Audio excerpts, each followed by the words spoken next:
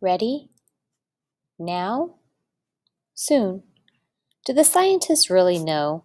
Will it happen today? Will it? Look, look. See for yourself. The children pressed to each other like so many roses, so many weeds, intermixed, peering out for a look at the hidden sun. It rained. It had been raining for 7 years. Thousands upon thousands of days compounded and filled from one end to the other with rain, with the drum and gush of water, with the sweet crystal fall of showers, and the concussion of storms so heavy they were tidal waves coming over the islands. 1,000 forests had been crushed under the rain and grown up 1,000 times to be crushed again. And this was the way life was forever on the planet Venus, and this was the schoolroom of the children of the rocket men and women who had come to a raining world to set up civilization and live out their lives. It's stopping. It's stopping. Yes, yes. Margot stood apart from them, from these children who could never remember a time when there wasn't rain and rain and rain. They were all 9 years old, and if there had been a day 7 years ago when the sun came out for an hour and showed its face to the stunned world, they could not recall. Sometimes at night she heard them stir in remembrance, and she knew they were dreaming and remembering gold, or a yellow crayon, or a coin large enough to buy the world with. She knew they thought they remembered a warmness, like a blushing in the face, in the body, in the arms and legs and trembling hands. But then they always awoke to the tatting drum, an endless shaking down of clear bead necklaces upon the roof, the walk, the gardens, the forest, and their dreams were gone. All day yesterday they had read in class about the sun, about how like a lemon it was and how hot. And they had written small stories or essays or poems about it.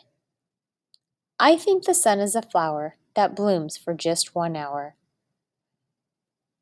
That was Margot's poem, read in a quiet voice in the still classroom while the rain was falling outside.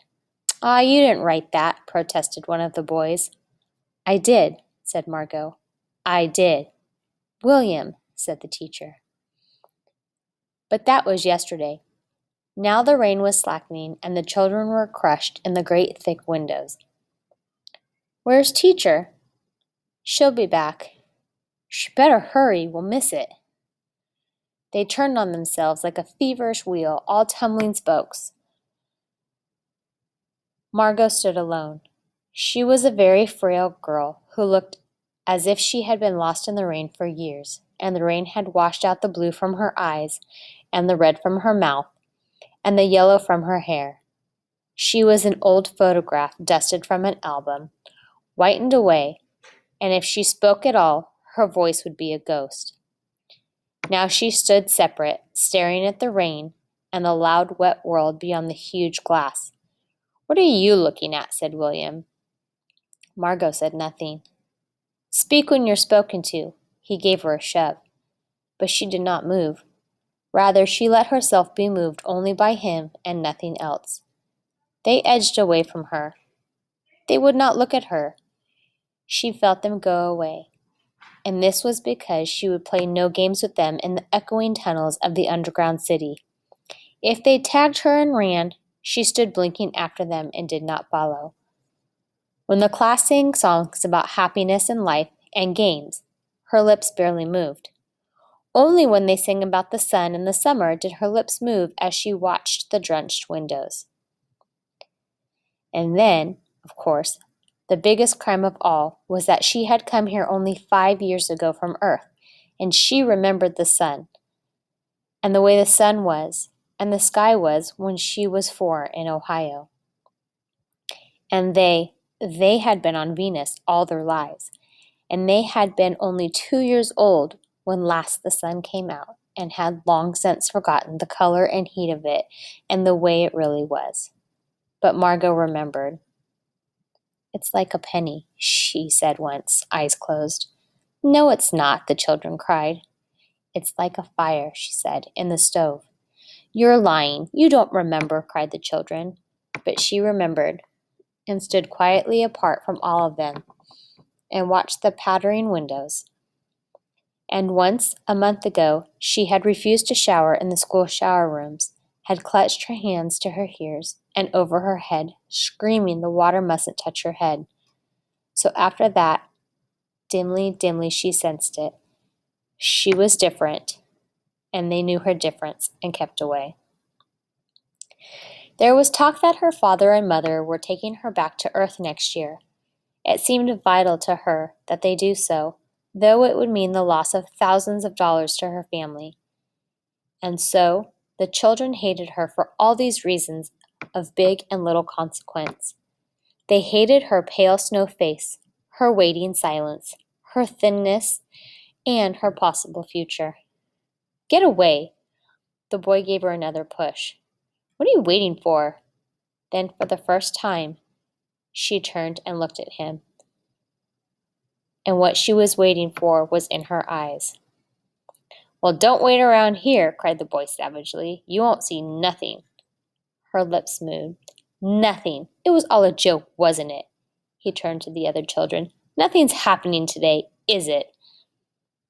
They all blinked at him, then understandingly laughed and shook their heads. Nothing. Oh, but, Margot whispered, her eyes helpless. But this is the day. The scientists predict, they say. They know. The sun. All a joke, said the boy, and seized her roughly. Hey, everyone, let's put her in the closet before teacher comes. No, Margot said, falling back. They surged about her, caught her up and bore her, protesting, then pleading, then crying, back into a tunnel, a room, a closet, where they slammed and locked the door. They stood looking at the door and saw it tremble from her beating and throwing herself against it. They heard her muffled cries. Then, smiling, they turned and went out and back down the tunnel just as teacher arrived. Ready, children? She glanced at her watch. Yes, said everyone. Are we all here? Yes. The rain slackened still more. They crowded to the huge door. The rain stopped.